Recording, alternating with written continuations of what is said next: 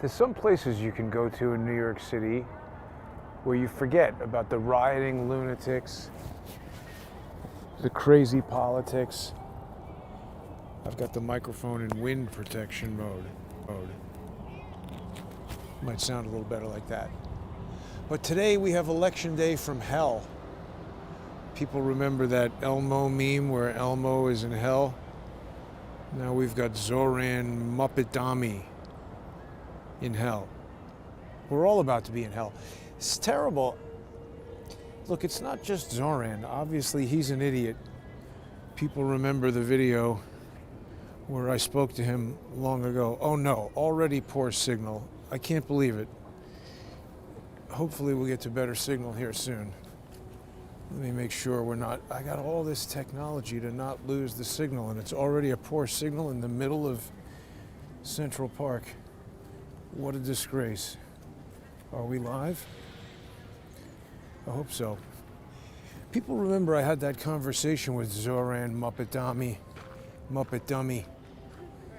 I should have applied to run for mayor at that moment. That would have been at least better than what we've got right now. I mean, look, I feel like that guy in the picture jumping out of the window on 9/11, not to make light of it, and I'm not making fun of it, but think of what a dire situation you must be facing to think that going out the window on the 98th floor of the World Trade Center is your better option. I guess that must be instinct that hopefully most of us face all day. Mr. Lamore.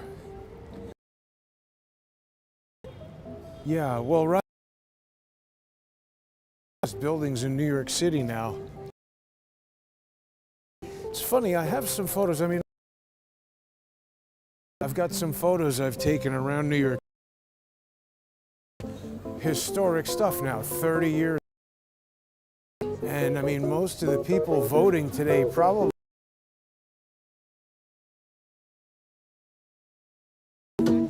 weren't even alive.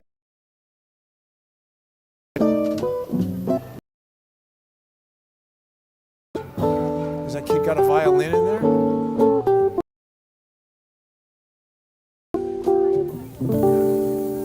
That's maybe a wind instrument. That's an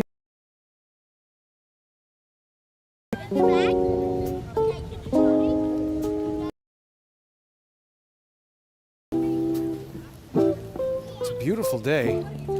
You know, election from hell. Put that out of your mind. But yeah, I mean, I was a little disappointed in Curtis. I asked him a bunch of times to come on the show, and he like mildly entertained it, but never followed up. Well, the other thing I feel like. Whatever. I mean, I guess I'll still vote for him, but I don't know. People, it's hard to decide. People say, oh, a vote for Curtis is a vote for Mamdani. But a vote for Cuomo is also like voting for someone who we already know is an absolute loser. So, again, just like that guy jumping out the window on 9/11, do we face the fire or, 12 more seconds of fresh air before you go splat? How did we get here? New York City, all these people, and these three guys are the best candidates we could have for mayor. I mean, I guess I shouldn't complain. I didn't run. I don't know. I mean, I think I could do better than any of the three of them, but I don't think I'm not well known enough to be voted for. I'll tell you who I see maybe positioning himself to run for mayor, who I'd vote for over any of these three guys, Brandon Strzok.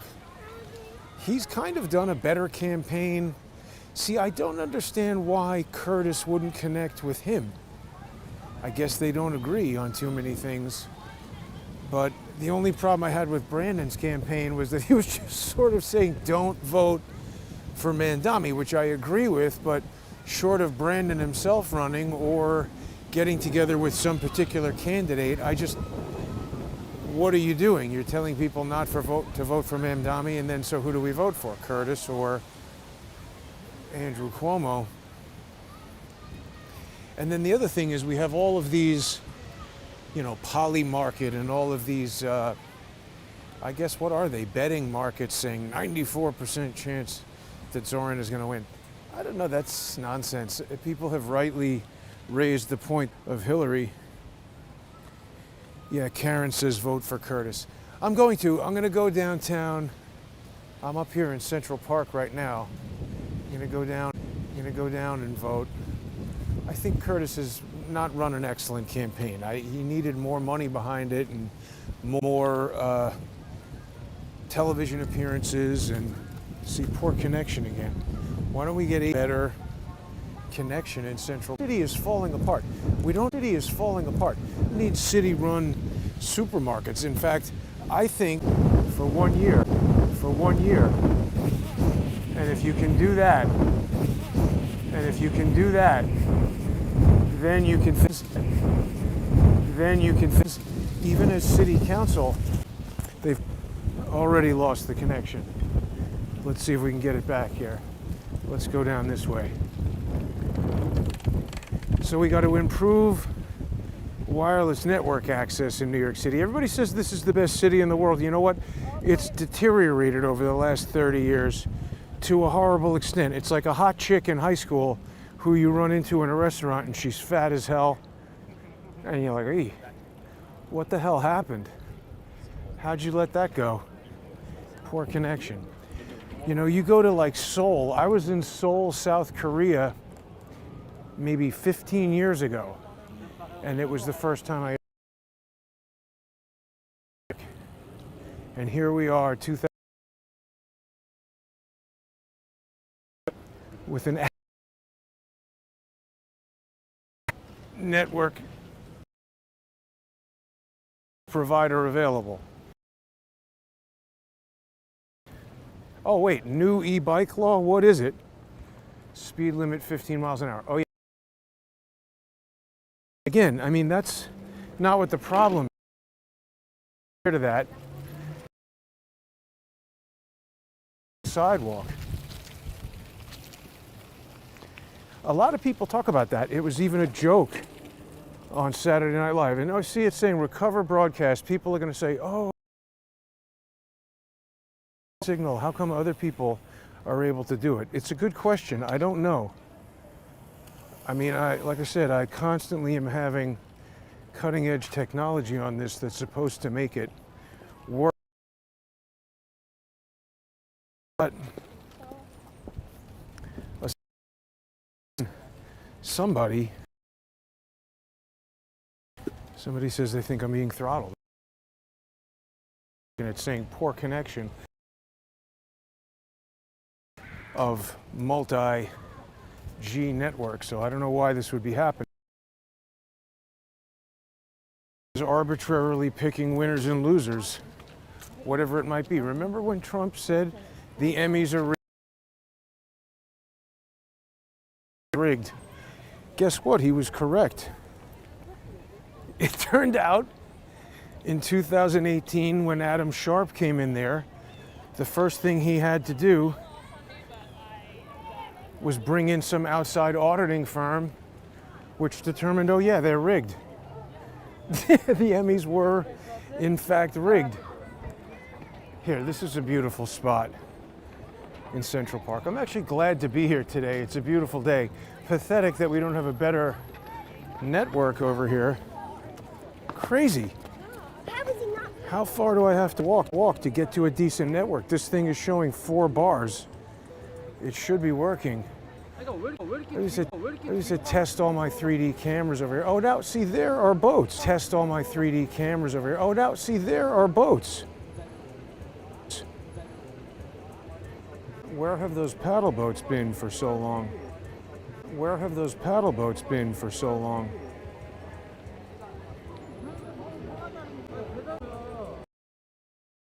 Looks like I'm not getting signal.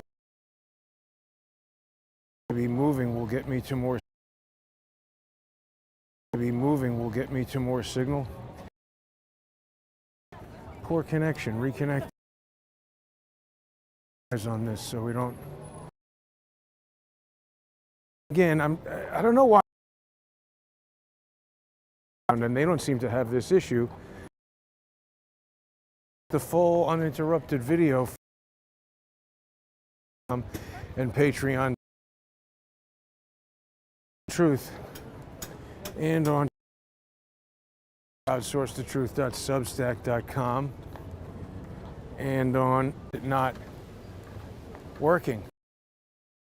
Maddening. In addition to being election day from hell, has successfully, along with a counter thesis to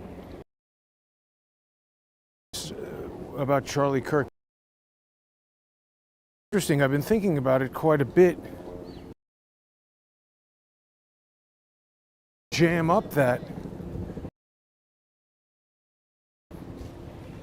evidence bounty. Isn't that interesting? Okay, it should be working now. There's strong signal here. I don't know why it's giving me this problem. I got all phones kicking. Then people will say, no, don't use that bonding link aggregating thing. But you see, when I didn't use it, then it definitely cut off. It should be working well. What I was saying is we seem to be in this winners and losers, whether it's Zoran Mamdani. Remember that Curtis said somebody was trying to give him. I mean, I believe him. I'm sure that happened, at least it sounds plausible. And it's just like somebody comes along and decides saying some stupid nonsense about Charlie Kirk while simultaneously mounting an effort to crush what I'm doing, and it seems to be the same people. What are you talking about, Jason? Well, I'm talking about all these people who joined together to try to gang up on the evidence bounty. And I mean, they either can't read or they're too connection again, reconnecting. So I might have to stay on this. But because it wasn't just get the evidence. I was so adamant, frames per second. That video that showed now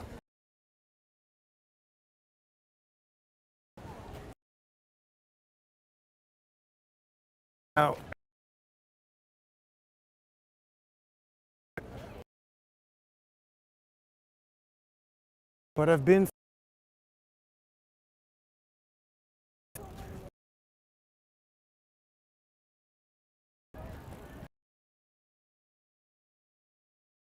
and those guys just say,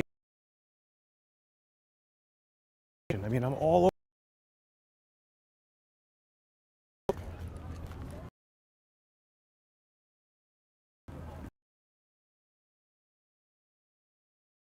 Me as well. And perhaps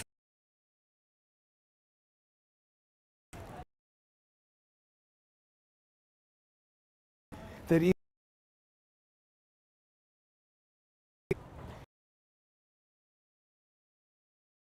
retweet talking about that combines them all and selects the strongest signal, and none of that is working. So either it's not technically feasible to walk around doing an under 3 megabit per second video broadcast in New York City, which is what I'm saying is pathetic. We should have more network bandwidth in 2025. Or someone is deliberately doing something to stop these broadcasts. I don't know which it is. I appreciate the people who are sticking around and watching, but please don't give me unsolicited technical support. It's super annoying and definitely won't help. The question is, how the hell has Elon Musk not seen the video? I see him boosting other videos. He knows he's getting sued. How does he not know that the FBI was all up in Twitter when I went there to tell him? Let's look at this Zoran Mamdani encounter for a moment. You're running for mayor? Yes, I can hear it. Isn't this not First Amendment activity, shutting down a business 3 weeks in a row? How many New York City businesses could tolerate to close their location 3 weeks in a row? This is an economic attack on Tesla. How can you sanction this? You will never be mayor. This is not the use of the First Amendment. This is, step away from me. Don't advance towards me like that. Yeah, you did. You just came up to me in a threatening manner and you're advancing towards me. Back up. See, this guy doesn't know anything about what the First Amendment is or isn't. And he says, oh, this is the First Amendment. No, the First Amendment would be standing in some neutral location like the park or maybe Columbus Circle up here and having a rally, having a speech where he says, hey, I hate billionaires like Elon Musk. You can say that. You're free to hate people, by the way. Hate speech is First Amendment activity. See, that's the craziest thing, is that so many of these types of people want to twist what is and isn't the First Amendment. You're allowed to hate people, and you're allowed to tell other people that you hate them. You're not allowed to incite violence against them because you hate them. You're not allowed to tell people to go burn down Teslas because you hate Elon Musk. You're not allowed to shut down the business with a mob by intimidating their customers and making it so that nobody wants to go in there. The question I was asking him is, if somebody went to one of his, family members' businesses and said, oh, I don't like Zoran Mamdani, so we're gonna crowd the doorway and shout down anybody who wants to try to go in there and, buy rice to eat with their dirty fingers. That's not the First Amendment. It's an attack on the business, just like people attack me on Elon Musk's Twitter platform. Tortious activity, things like defamation, deliberately spreading lies about people, also not First Amendment activity.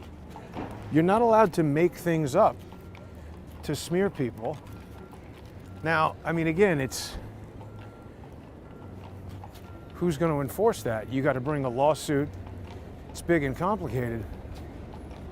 Elon Musk could do that. He should have done that to protect the customers at Tesla and to protect commerce in New York City from a ridiculous communist like Zoran Mamdani. And now he's endorsed Cuomo. That's pretty insane. So has Trump. That is insane. Cuomo has already proven he's going to destroy the city. Look, that's the strongest reason to vote for Sliwa, is that he's the one guy out of the three who doesn't come out right and say, here's my plan to destroy New York City. Curtis, I at least believe, loves New York and wants to do the right thing. The numbers are low, though. I don't know if Curtis can win. I greatly object to the notion of voting for somebody to prevent somebody else from winning. Like all these people are like, blame Curtis for if Mamdani wins. Why don't you blame Cuomo? He lost the primary and refused to listen to the people and leave the race. If it was just Curtis versus Mamdani, everybody's talking about Mamdani versus Cuomo, that he would win. But that's like saying Mike Tyson versus Jason would win. How did that become the contest? Shouldn't be. Now, what do we have going on here? It's a big tent. Oh, maybe this is something for Election Day? Oh no, it's got to be for the... Is this for the marathon? Yes, it was. They just had the New York City Marathon. Yeah, see, I should have remembered that. Now, I'll always remember when the New York City Marathon is, not because I'm a marathoner, but because It's, remember, November 1st, 2022, I was assaulted outside of Twitter when I went there to tell Elon Musk that the FBI had illegally seized control of Twitter, something that Elon Musk has resisted.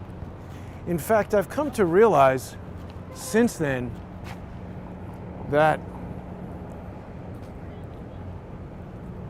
what do people think of that? Something weird about those sheep, no? Something, I don't know. The King's Crown. Do we have any sheep in New York City? I guess maybe they're serving it in there. Something I've come to realize since then is that the Twitter files, I'm sure I've said this already, but it's worth mentioning again. The Twitter files were released basically as a limited hangout, kind of a firewall against what I was talking about, a limited hangout, you know? They want to give you something explosive, so people say, oh my God, the Twitter files.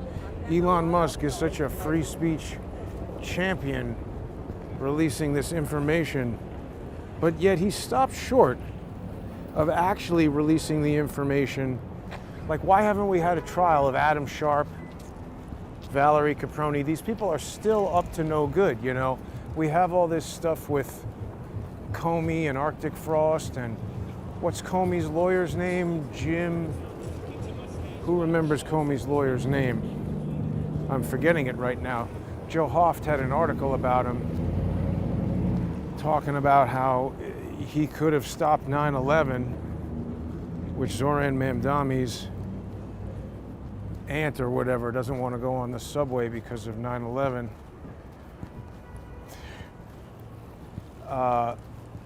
But Joe Hoft had this article that this guy, who remembers Comey's lawyer's name? That guy could have stopped 9/11. I think Joe Hoft is a nice guy, but I think he didn't quite have that story completely. I mean, the fact that he's covering it at all, is very good, but there's a lot in between the lines there, because he started talking about Valerie Caproni. Ask Dinesh D'Souza what? About sheep?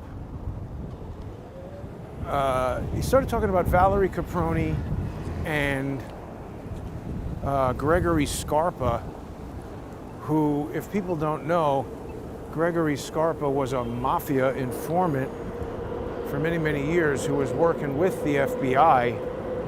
And he's one of these, you know, he's like a lesser known Whitey Bulger, where the FBI, including, you know, Andrew Weissman and Valerie Caproni, were apparently letting this guy commit murders. Remember when I interviewed that guy, Lynn DeVecchio?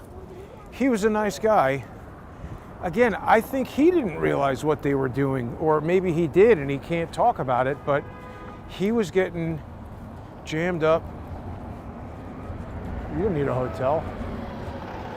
He was getting jammed up because the FBI tried to throw him under the bus, saying that he was working with the mafia to give him certain information to help the mafia kill people. And he said he was innocent. I believe him. I think it was Weissman and Caproni and all them who were giving all that information. And then you see Weissman has that 7 million or 9 million, whatever it is, that super expensive apartment that he got with the loan. Was it First Republic? A week before it went into FDIC receivership, and he bought the property from Jeffrey Epstein's unindicted criminal co-conspirator. How is all of this? I'm not saying the Epstein list isn't important, but nobody's paying attention to any of this. There's so much crazy stuff that goes on. Now what's going on here? We have a line of these bikes. This is the craziest of crazy bikes on the sidewalk infractions. I don't know. I don't think there's any chance I could have won, but I really should have run for mayor. I would have run on the zero tolerance for bullshit policy. Riding a bicycle on a sidewalk would have become a major offense, because it's like that broken windows policing, right? If you let people know that the cops aren't messing around, you know, you stop people who are doing these petty crimes, jumping the turnstile in the subway. I would have started with the NYPD traffic cops. There's so much waste, and the fat people working in the park. I would have said, okay, first of all, if you're going to wear a badge and carry a gun in New York City, there's going to be pretty stringent physical fitness requirements. You're going to need to be able to run at least a mile without passing out and dying, because if you can't do that, you're not sufficiently physically fit to carry a gun and decide who's getting shot with it. And, you know, Eric Sanders, former NYPD and current lawyer of Sal Greco, he said that he objected to the removal of these physical fitness requirements. He also pointed out this is not just me discriminating against physically unfit people. He said that there were statistics about certain violent criminals saying they did whatever kind of assault on the cops because they looked at the 5'1" fat female cop and decided I could take this person. Whereas if you're 5'10" or taller and physically fit, I mean, I don't know what the requirements are for the cops, but you know what I'm saying. When somebody feels like, ooh, you know what? These people are gonna kick my ass. There was that guy Powlett, who I was speaking to outside of the 10th precinct. The dude was gigantic. You'd be an idiot to mess with him. He'd crush you with his fist. Here's Trump, whatever, International Hotel. This gets less attention than Trump Plaza because he never lived in there, as far as I know. Also, I don't know if it's exactly a hotel. I guess it must be, but I think people live in there. I don't know. And you know, really it was Trump who kind of transformed the city. People were talking about these big, gigantic buildings over there. Those are residential buildings, as is this primarily. I mean, this is retail, residential, and office, which is even newer idea. But you know, when Trump built Trump Plaza in the 80s, people thought he was nuts. You didn't have high-end residential buildings, condos for millions of dollars in the middle of New York City. That was still a time when you had, you know, people manufacturing watches and having printing presses in buildings in the middle of New York City, something that you absolutely don't have now. I don't know, maybe this is old man crap lamenting what was going on 30 years ago, but it certainly seems like things are much worse, doesn't it? I don't remember quite so many people laying in the street miserable 30 years ago as we have now.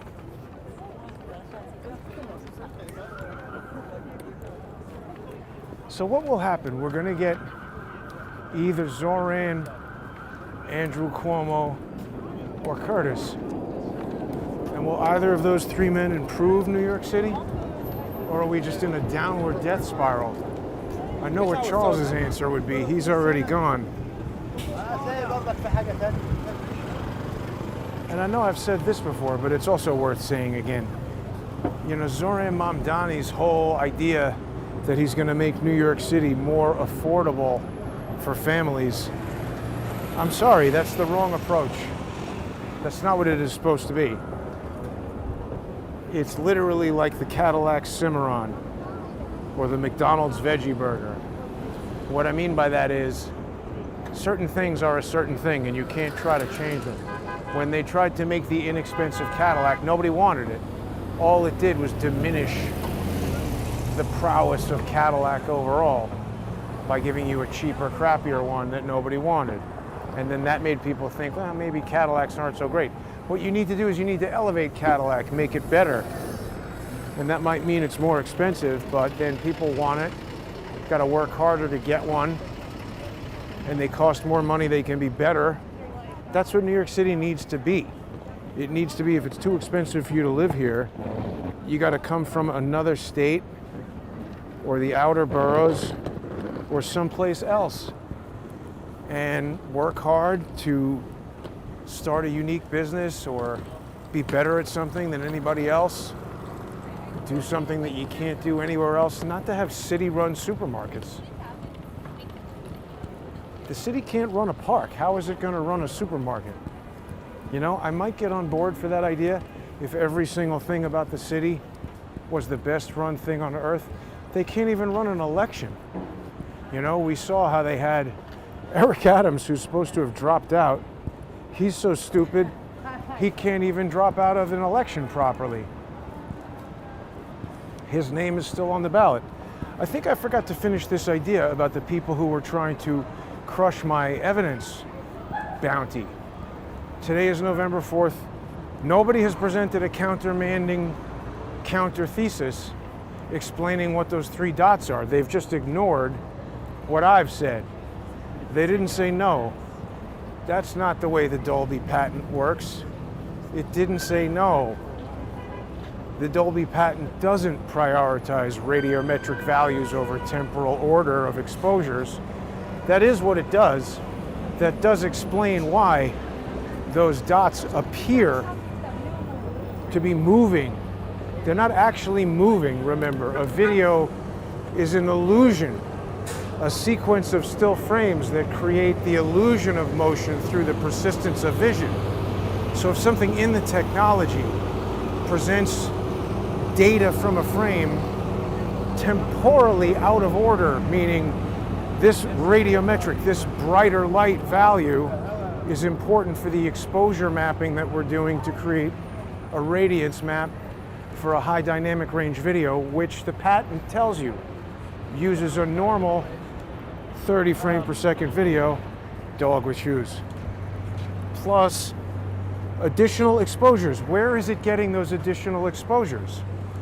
From the 240 hertz stream of video data that the phone is collecting. So those are frames. There was that idiot Tyler, what's his last name? That guy got on the phone with me yelling for an hour and 40 minutes. I know he's connected in some way to Blake.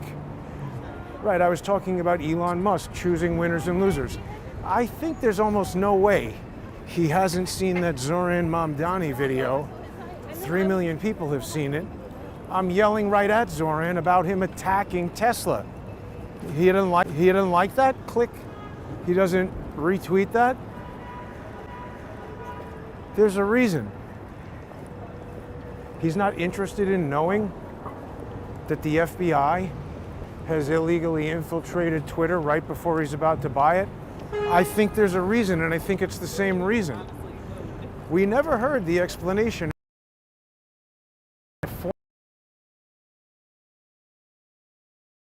Large. All heard from, what the hell is this?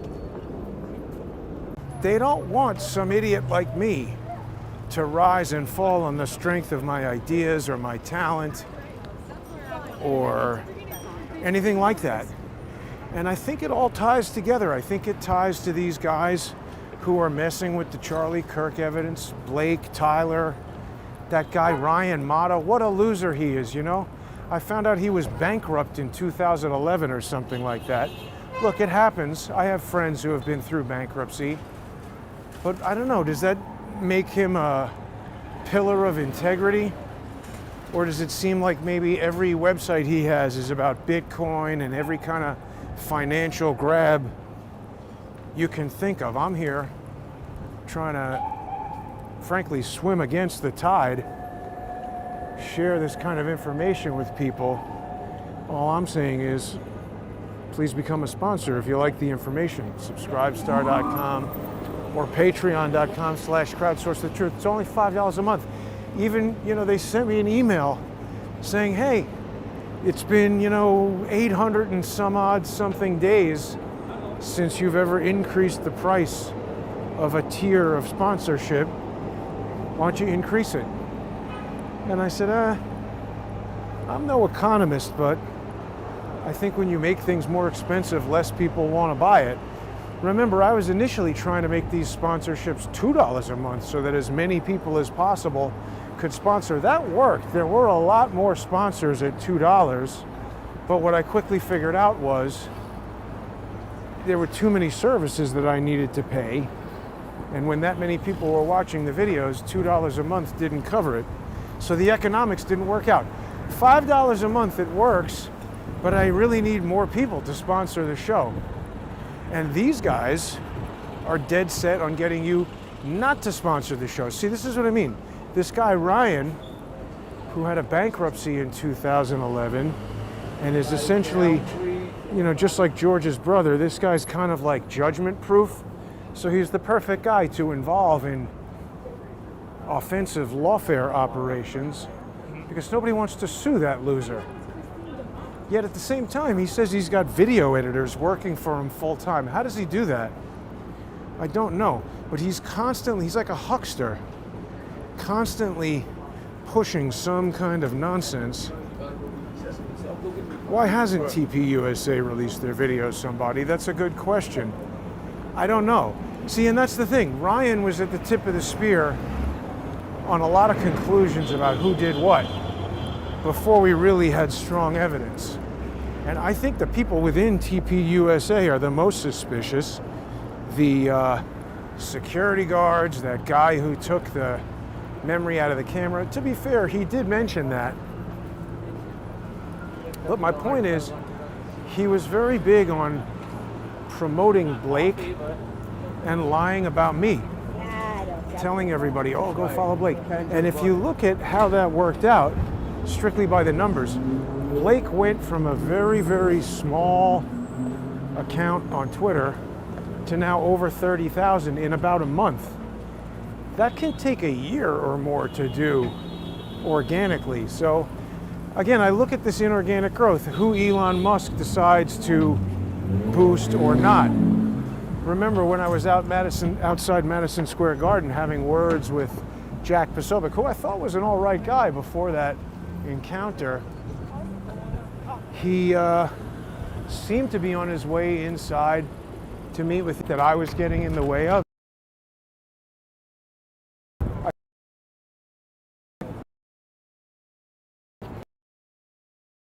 Any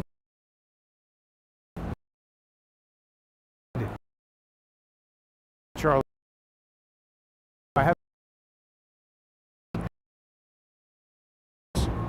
I think people like, maybe not specifically, but Hearst, Rothschilds, all these big billionaires. Uh-oh, I'm frozen. What happened?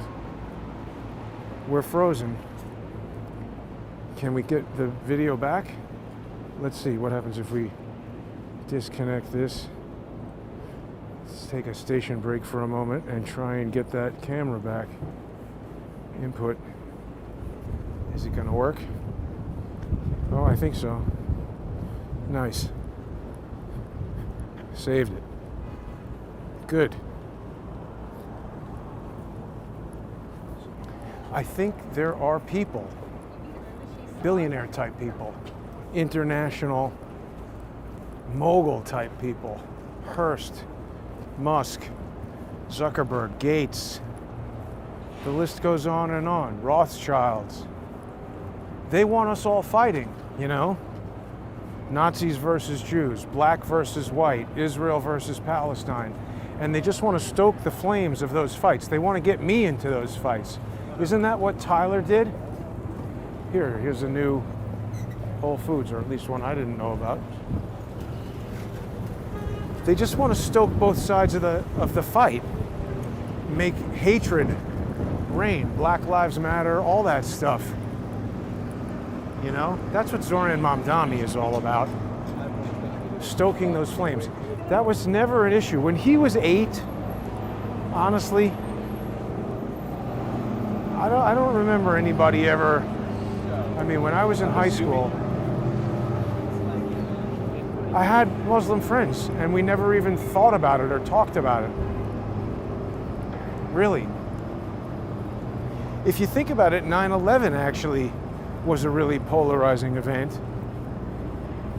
And, you know, there's, people saw I did that video with Charles with Ron Chapman. Do people remember that video? He's a smart lawyer. I like Ron Chapman.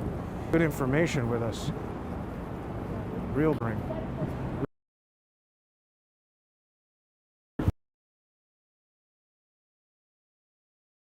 I'm getting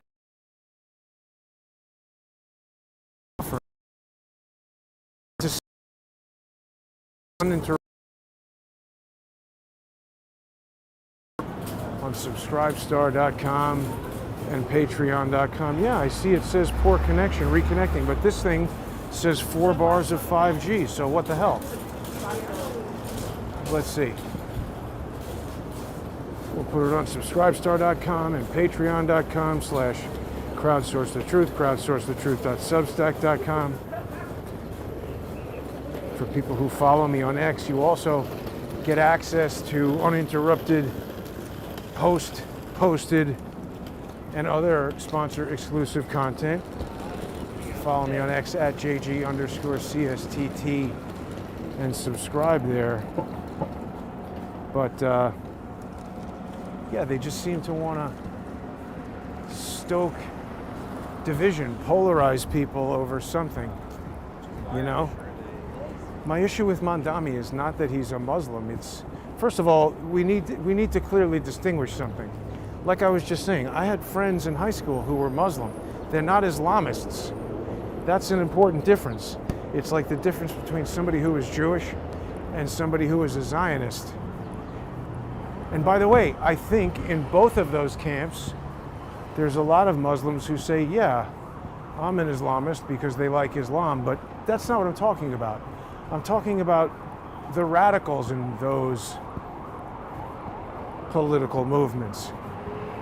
It's actually an interesting parallel, right? Because, you know, being Muslim or being Jewish is potentially separate from being a Zionist or being an Islamist, but there's a lot of people who want to push the moderate people on both of those sides into one camp or another.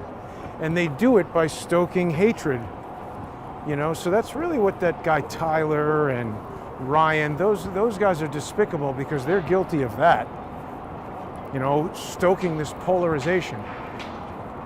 I don't want to encourage people to watch this because I think it was a wreck, but when Tyler was trying to basically, you know, crap on the evidence bounty, ignore the terms and conditions, and just send a file that he thought satisfied it and say, give me the money.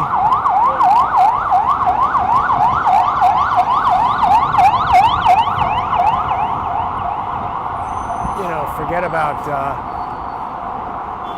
so what's going on here? They were drilling for oil here a while ago. He said, forget about the verification. This is verifiable evidence. Give me the money. He tricked me into participating in an X space that was supposed to be all about Dolby Vision HDR, MPEG HEVC and the high 10 profile and how HDR video gets encoded with MPEG, and he allowed in a bunch of anonymous guys who wanted to ask me about the USS Liberty and Benjamin Netanyahu and a bunch of things that I don't have particular knowledge or expertise in and wasn't the subject of the thing. And they became insulting and irate. And it was very unprofessional of Tyler. Oh, look at that. There's that Operation Mincemeat. David Hawkins would love that there's a Broadway show about Operation Mincemeat. Remember, that was the deception where they took a dead guy and put fake war plans in his jacket and then floated him ashore. Right, in World War II? That was the deception. Well, that's what we're being subjected to right now, Operation Mincemeat.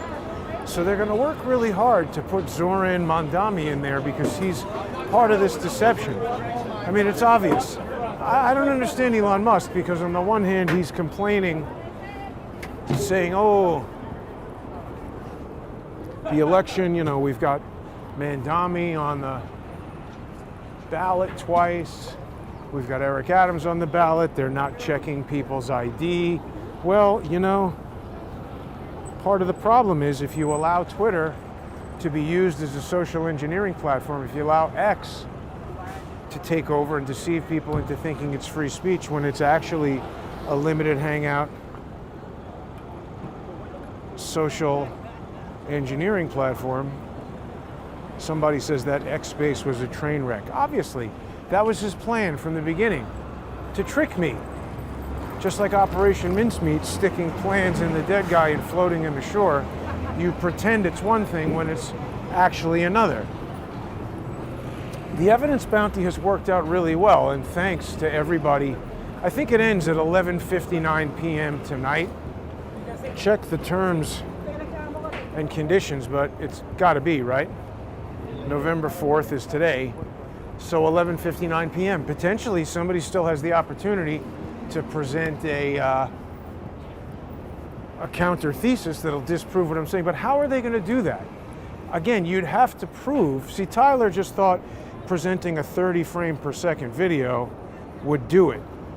And that's the issue with not understanding what you're reading or talking about. It said that you need to present evidence that disproves the theory, not just present the original evidence. He thought that because the video was shot at 30 frames per second and not 240 frames per second slow motion, that had disproven the theory. But in fact, he actually strengthened and sharpened the thesis, because he proved that the video was shot in a 240 hertz. Look, we have a Running Man remake. Oh, it just went away. Running Man remake coming to movies. It was shot in another 240 hertz mode of the iPhone, the Dolby Vision HDR. So again, that really clarified in my mind why we saw those three dots, because they were the brightest elements in that sequence. Jesus, this guy's like throwing up and lurching around on the ground. This guy's crazy. But yeah, watch out for the vomit. That clarified where those dots came from. Because they were the brightest elements in the frame, the Dolby Vision HDR process would preserve them. And right, I was talking about this before.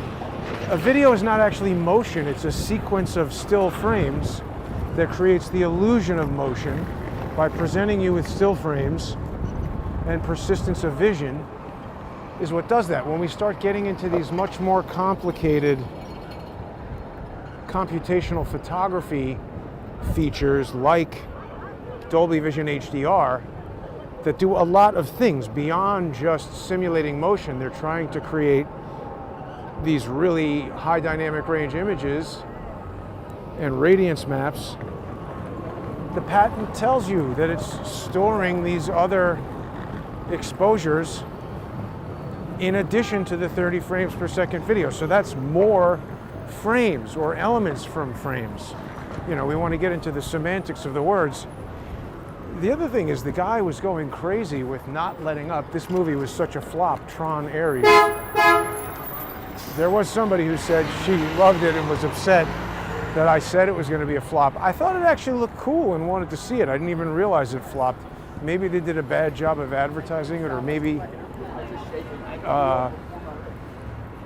movies are passé. Here's Microsoft. I thought they closed all the Microsoft stores. And here's another ad for Operation Mincemeat. But it's just clear to me that that's where those dots came from. The fact that the patent tells us that it's using these multiple exposures, and that the Apple marketing language tells us that, and that it's separately encoded in real time into this MPEG stream, and that we know that bidirectional temporal prediction is affected by all of this stuff. It's very clear to me. We only have 3 pictures of that dot, and this thing that's trying to decide which direction it's moving in can become confused. Nobody has, somebody said, oh, it's a bug.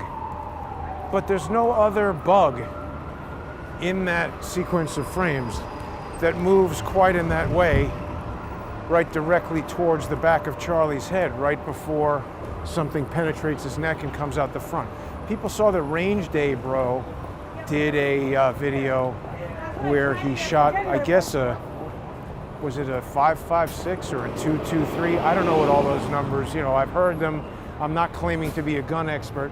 Smaller than a 30-06 round he fired, but still, as far as I understand, a supersonic rifle round. It still seemed to explode the neck of that ballistic gel dummy. Oh, there's a Plaid. Is that Elon Musk? I mean, obviously ballistic gel is not the same as a neck, but that looked like a hell of a lot more destruction on the neck to me than what we actually saw on Charlie Kirk. I remain convinced. I was thinking about doing a sponsor exclusive. I was showing a lot of the frames to ChatGPT. It's another deceptive thing that Tyler did, is that he took our recorded phone call, which I don't mind that he recorded it. I recorded it as well.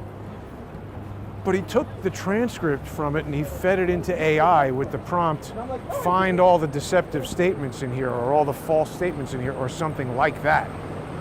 And I think most people realize that AI remains in its early stages, if not its infancy, and is prone to making mistakes.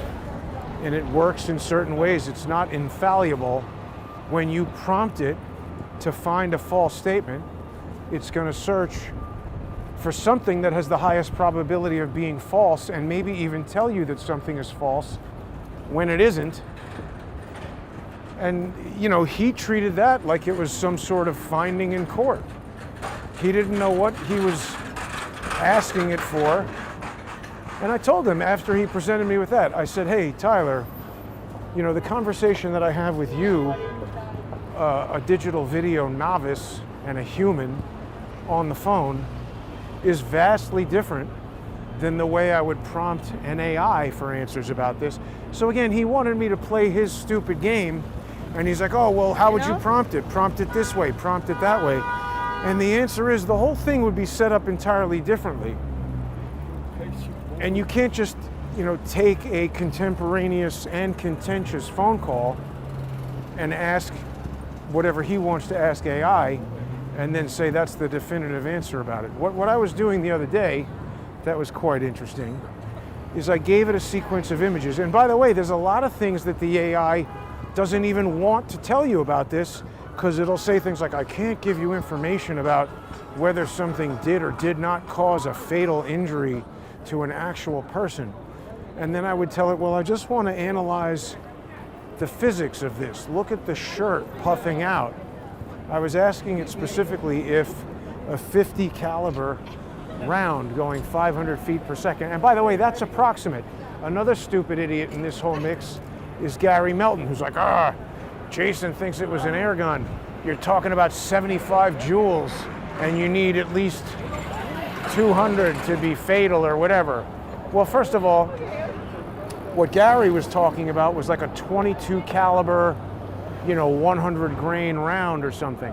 What I'm talking about is they have 50 caliber 300 grain rounds that generate 200 plus joules of energy. And that absolutely by the way, I didn't know that until I listened to what Gary was saying. I looked up the type of gun that I think they're using, 50 caliber, with a muzzle velocity of 500 to higher, 500 to 800 feet per second. You can regulate these things. They have a little Allen key that you can turn that affects the air pressure, so you can kind of customize the muzzle velocity. So it's almost as if somebody who knows a lot about guns said, okay, we want to pretend we're shooting Charlie Kirk from the front. Maybe they didn't want this shot from the rear to come out the front of his neck at all. And if you asked somebody like Gary, he might tell you, well, 200 joules might be enough to kill him if you hit him in the back of the head, but it won't penetrate. And then that way you can say, oh, he was shot from the front, that's why there's no entry wound, because everybody agrees it's difficult to see an entry wound, and he'll be on the ground before anybody knows what's what. Clear him out of there. And then we'll have the coroner say that his spine stopped the bullet and it was a miracle. And then we'll have other channels say, oh, there are some times where deer or whatever can stop a 30-06 round. I don't know, that's all speculation, but the evidence seems to show that he was shot from behind.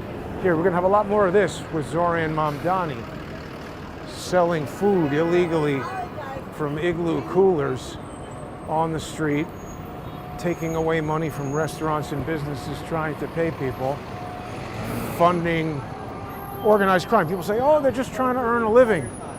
Well, so is a mugger. But there's a reason why we have laws. You pay taxes, I pay taxes. The IRS was all over me for a mistake by H&R Block. I had to pay a lot of money, and then H&R Block was like, oh, sorry. But it's like people are stealing millions, and then they're on me for $3,000. It's weird too, because it's almost like George's brother knew about that. He was on a tear for a little while calling me a tax cheat. I certainly didn't cheat on anything. And as soon as they brought it to my attention that there was an issue, I paid it. But it wasn't cheating, it was H&R Block making a mistake. What about all these people stealing millions and millions? Anyway, back to Charlie Kirk. This 50 caliber, 300 grain round, 306, I forget exactly what it was. But when I calculated it all in ChatGPT, it was saying it was like 230 something joules and absolutely could be fatal. It said that it was plausible that it could penetrate somebody's neck and come out the front with barely enough kinetic energy to rip a shirt. But obviously it says, I don't know, and you know, a bullet could do anything, and if it hit the spine, if it did this, if it did that. So there's a lot of unknowns there, but again, what I'm saying is scientifically derived based on evidence, and these guys all want to yell and shout and say a lot of nonsense. Nobody has come with a countermanding, equally scientific explanation that says, oh, this is impossible, you're disproven. So that was the purpose of the evidence bounty contest, was that, first of all, I was so confident in this hypothesis that I put up the evidence bounty. Here's a Fisker Ocean. I put up the evidence bounty because I was confident it was right.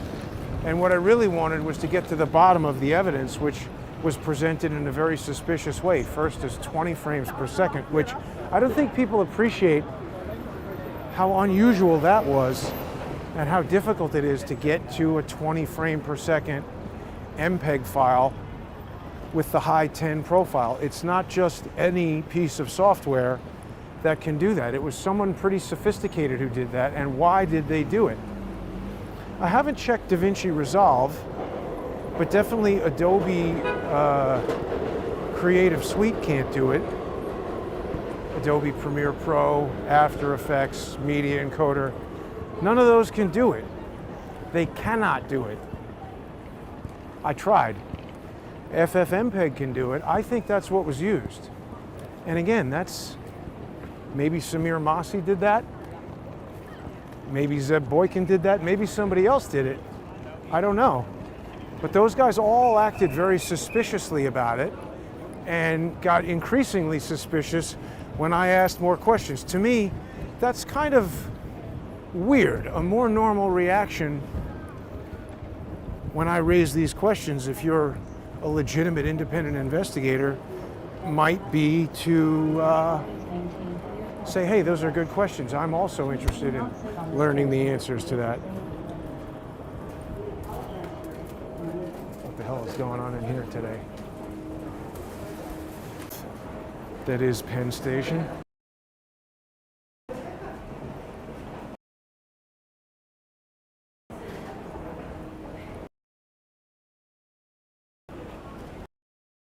Wretched this COVID was. Oh, is the docks now? Missed it. There was an ad there for a seller.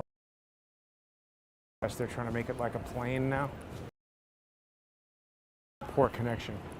I guess I could have side here before.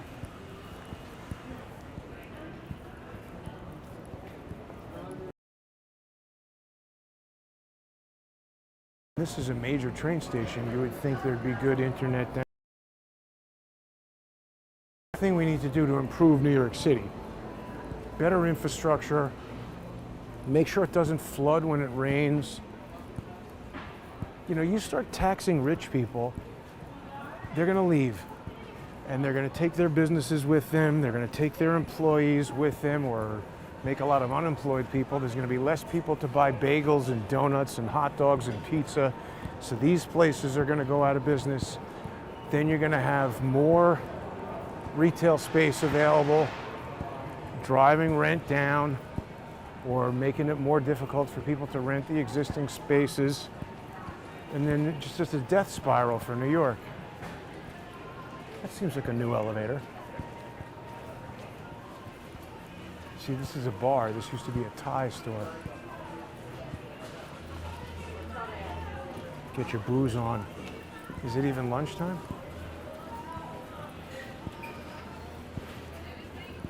A lot of booze.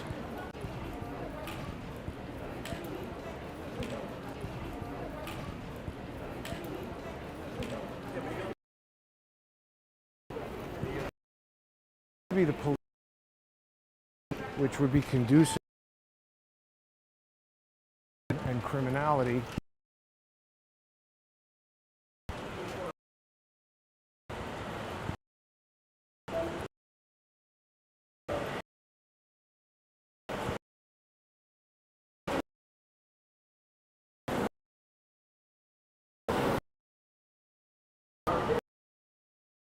As I talk, yeah, the evidence bounty. Had these two die.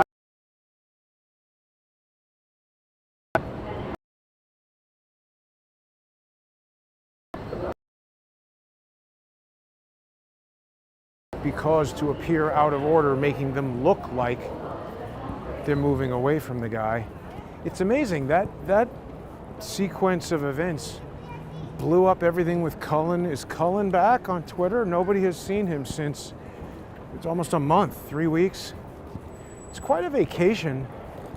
I mean, if you earn your living on social media like I do, I don't think you can reasonably take 3 weeks off. Maybe he's making a lot more money than I am, but he seems to produce a lot less videos about a much more narrow set of topics.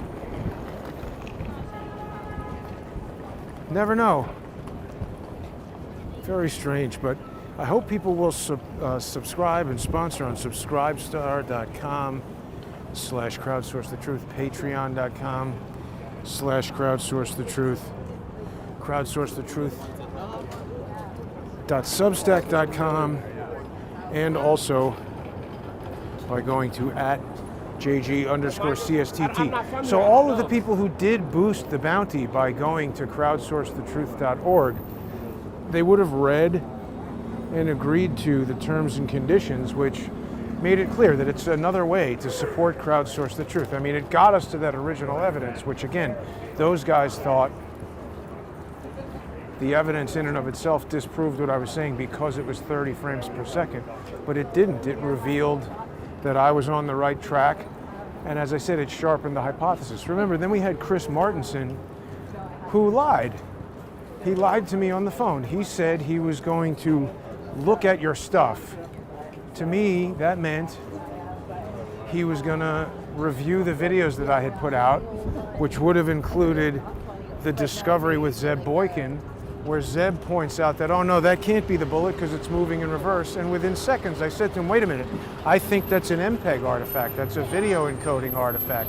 Chris Martenson would have and should have known that prior to our debate, if he was being honest with me when he said he was going to watch my stuff.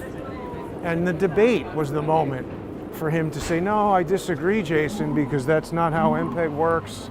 That's not how Dolby HDR works. That was the moment for him to do it. Instead, what he did was, after he was embarrassed in the debate, most people watching, something like 69% of those from Owen Schroyer's audience who were polled, agreed that I won the debate. I think Chris Martenson was embarrassed in that debate, and he then went and produced a smear accusing me of deceptive being deceptive, and demanded that I give the money to Blake. Then, when I called Blake and he didn't answer, called to his office, he didn't answer. I called back. They said he's still not here. Then the receptionist at the office called me back and said, here's his cell phone number. Induced me to call him. Called him on the cell phone. He didn't answer. I said, that's strange. She just told me to call him on the cell phone.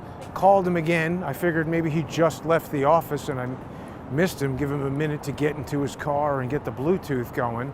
Because when somebody's secretary calls you and says, oh, here's his cell phone, it implies to me that, oh, he's busy and he's on his way out, but he said he wants to talk to you, so call him on his cell phone. So then I called him a second time on the cell phone and he didn't answer. So then I called back to the office to say, hey, did you mean for me to call him right now on the cell phone? He then took that sequence of normal behavior and used it to represent that I was harassing him. Follow that again. Chris Martinson told me to call him. I called him. He wasn't there. I called back sometime later. He still wasn't there. And by the way, calling somebody's office and then they say he's not here and calling back later, that's normal. That's not harassment. You're calling a place of business to talk to a guy.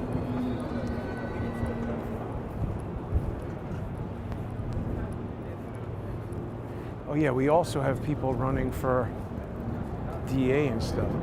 But they basically, this is this type of scheming that George and his stupid brother do to trick you into doing things and then use that, sort of trick you into calling the Coast Guard to try to get you to tell the Coast Guard there's a dirty bomb and then try to use that to have the FBI prosecute you for calling in a bomb hoax. But they're not very good at pulling off their hoaxes. I keep thwarting them. And I think I did the same thing, essentially, with the evidence bounty. I got the evidence, but it didn't do what they wanted it to do. I'm like the mouse that keeps eating the cheese. Yes, he grew up there. Yeah, he's getting his master's at Harvard. Okay, tell him. Trans people for Zoran or something. Well, anyway, it's a beautiful day in New York, except for it being the election from hell. I'm almost done with my walk. Anybody have any comments or insights they'd like to share? It's been low viewership, I guess, because of all the buffering. Sorry about that, folks. Somebody says, what do you need a suit for, Charlie? You got no job to wear it to. I don't get it. So, RR says, do we really know that Kirk is dead? You want to get into a philosophical conversation. Do you really even know that you're alive? Is anything around us real? At some point, I don't know. I saw a lot of videos that looked like he got shot and a fountain of blood came out of his neck. I'm pretty confident he's dead. It's a lot of things that we were lied to about, but it looks like he is dead to me. Again, I am open to entertaining anything, no matter how fantastic, but extraordinary claims require extraordinary evidence. A lot of people like to just make extraordinary claims and then not provide the evidence. I think discerning viewers recognize that is not what I do. I presented a thesis that is quite contrary to the mainstream story that Cash Plane Ride Patel wants you to believe, but I presented a whole lot of scientifically backed evidence to support it, and nobody can prove me wrong. Thanks for watching, everybody.